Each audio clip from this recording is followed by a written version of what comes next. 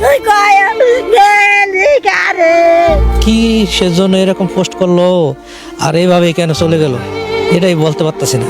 আমার সোনার ভাই মাইসের উপকার করছে, কোনো ধরনের অপকার করে নাই আমার ভাই। এই ভাই আল্লাহ বলে লয়ে গেছে কইতারি না।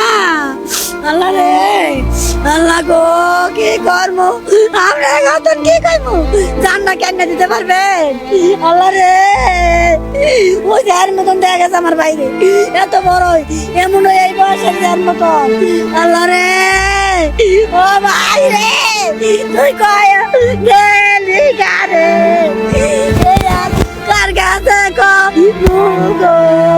বলছিল যে আপাতত ইচ্ছে করে যে জীবন থেকে আপাতত পালিয়ে বেড়াতে পারতাম।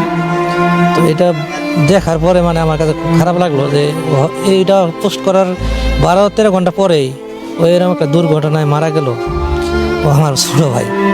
ঠিক আছে, কয়েকদিন আগেও মানে আমার লাগে কথা হয়েছে, আজকে 12টা বাজেও আমার ওই যে ভাতিজার লগে কথা হয়েছে অনেক সময়।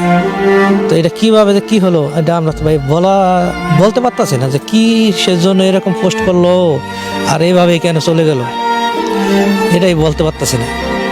তাছাড়া আমরা তো যোগাযোগ এটা পাইতাম না, ওর কাছে তো পাসপোর্ট ছিল, পাসপোর্ট দিয়ে খাইলো আপনার সাংবাদিক এটা ইয়া করছে, প্রচার করছে, এই জন্য আমরা জানতে পারছি, নাহলে তো আমরা এত তাড়াতাড়ি জানতেই পারতাম। আমরা খবর পেলাম টিভিতে যে মেট্রো রেলের ব্যারিং পরিয়া একজন পথচারী নিহত। এই সাথে সাথে আমরা ফেসবুকে দেখলাম যে ওর পাসপোর্টটা দিয়ে দিছে। পাসপোর্টটা দিয়ে আমরা নির্ণয় করছি যে আমার স্বাস্থ্য ভাই।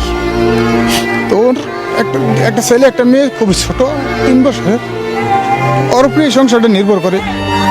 আজকে ওর দুনিয়াতে নাই, ওর আরেকটা ভাই ডুবাইতে মারা গেছে। ওরা 4টে ভাই, বাবা নাই মাও নাই, আমার আপন কাকাতো ভাই, খুবই অসহায়।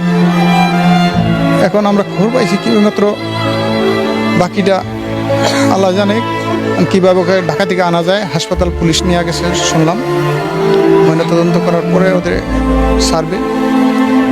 এখন ওর ফ্যামিলিটাই খুব অসহায় হয়ে গেল। কি করবো, বাচ্চা দুটি বাঁচবো কেমনে, ফ্যামিলিটি বাঁচবো কেমনে, এটা নির্ধারিত দিতে হইব সরকার। মেট্রোলিয়াতে কেমনে কি পড়ছে এটা তো সরকারেরই সব কিছু।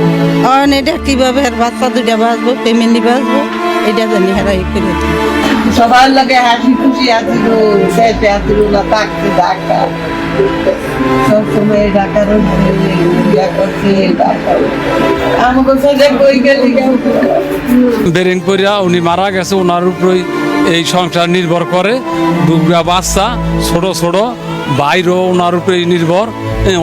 সংসারটা চলবো কেমনে, সরকারই তো দায়ভার, সরকার যেমনে চলে এসব ওনার সংসারটা চলার একটা ব্যবস্থা করিয়া দেয় জানি।